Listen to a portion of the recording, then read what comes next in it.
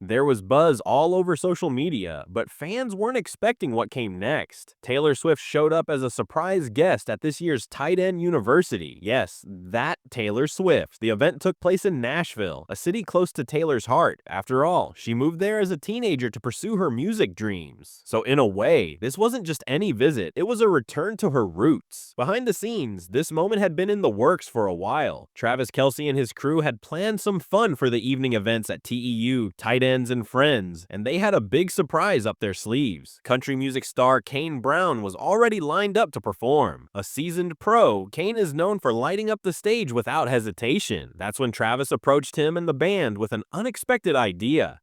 If you guys are down, Travis suggested Taylor could go up there, play a song, and just see what happens. And that's exactly what happened. Without hesitation, Taylor got involved, helping with musical notes, coordinating with the band, and checking over sheet music like a true professional. She wasn't just visiting, she was making sure the whole performance came together smoothly. And then, with no rehearsal and zero fanfare, she stepped on stage and absolutely rocked it. She shook the whole place, literally. One of the hosts joked, she shook it off for sure, and brought the roof down too. The crowd was stunned. Even those backstage were caught off guard. No one had expected to see Taylor up there. No one had expected her to bring that kind of energy, unrehearsed, unannounced, and still completely pitch perfect. Taylor Swift had once again reminded the world why she's not just a superstar. She's a born performer. Let me know if you'd like this in Hindi, or in a shorter version for YouTube Shorts. Travis started talking about that particular day with a laugh, recalling how he and Taylor managed to slip away for a quiet lunch in the city. No fanfare, just the two of them and the hum of a Manhattan afternoon. Taylor had found the French restaurant, a hidden gem with tall windows and sunlight spilling across white tablecloths. She picked it because she loved how the light made everything feel softer, even the noise outside. Travis grinned as he remembered how, for the first time in a long while, they were able to sit without interruptions, order a bottle of white wine, and just talk, really talk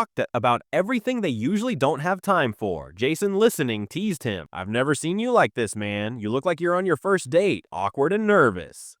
Travis laughed, admitting that while nerves don't usually get to him, something about Taylor makes him feel like a high school kid again. He described her outfit that day. A simple white shirt, her hair pulled back, and how her face lit up when she started talking about her new song. She'd get excited, lean in with a hand on her chest, telling stories about her travels and her writing process. When Jason asked if it was a special day or an anniversary, Travis simply smiled and said that any day spent with her felt special, that he's grateful for every minute. He shared how the restaurant staff was respectful and kept things low-key, letting them enjoy their time in peace. It wasn't until after they'd left that a photo taken by a fan started circulating, capturing Taylor sitting across from him with soft light behind her. Quiet moment that felt timeless. Jason broke into one of his over-the-top reactions, shouting, "Oh my God, man, you're gone! You are absolutely gone!"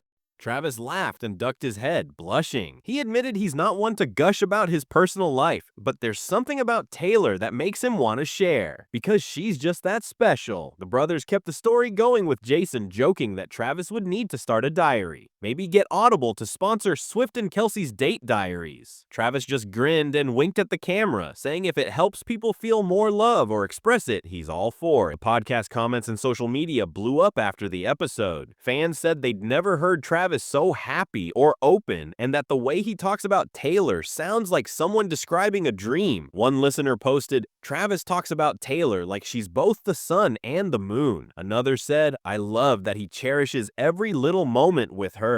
Usually a space for football banter, this podcast episode felt different, more honest, more real. Jason teased that Travis has changed, that he's soft now and probably writing poetry. Travis shrugged and said he's never cared what people think, but he does care about how Taylor makes him feel. He said the best part of that lunch wasn't the food or the ambiance. It was just having a couple of hours where they weren't Travis Kelce and Taylor Swift, but simply two people. No cameras, no headlines, just stories, laughter, and little glances across the table. Jason said, "You better enjoy it, man." Not everyone gets that. Travis agreed. He knows how lucky he is, and he doesn't take it for granted. He spoke about how busy their schedules are, how hard it can be to find time together, but Taylor always makes the effort, always finds a way to make the ordinary feel magical. He said it's the little things that matter most: sharing fries, laughing about a silly song, or guessing the next track on the restaurant playlist. He admitted he's not naturally a romantic, but being with Taylor brings that out in him. He finds himself planning surprises or leaving little notes just to make her smile. Jason rolled his eyes and joked, "Man, you're hopeless. I give you a month before you're writing love songs." Travis laughed and said he'd leave the songwriting to Taylor, but he's definitely up for the love notes and spontaneous date nights. He talked about her energy, how infectious it is, how she makes everyone around her feel lighter. Even during a busy week, she helps him forget the chaos for a while. When Jason asked if anything awkward happened that day, Travis said the only moment was when a couple of fans recognized Taylor as they were leaving, but she handled it with grace, stopping to take a photo and thank the staff. Jason joked again about planning a double date, and Travis said they'll have to make it happen. Maybe a game night or a cookout. He said Taylor loves trying new things and is surprisingly competitive, especially at trivia and board games. Her quick wit keeps him on his toes. They shifted the conversation to Travis's experience hosting Saturday Night Live. Jason asked what it was like working with the writers and performing live. Travis admitted that the table read was intimidating. He's never been the strongest reader and felt the pressure trying to keep up with seasoned professionals. He opened up about how reading in front of others has always been a challenge. Jason said he was proud of him for being open about that. Travis shrugged and said everyone's got something they're working on. He mentioned how Taylor has been encouraging, urging him to play to his strengths, but also to ask for help. He's even started working with a tutor, not just for football or the podcast, but for life after sports. He said Taylor's love of language and writing has inspired him, and he wants to be able to share more of that world with her.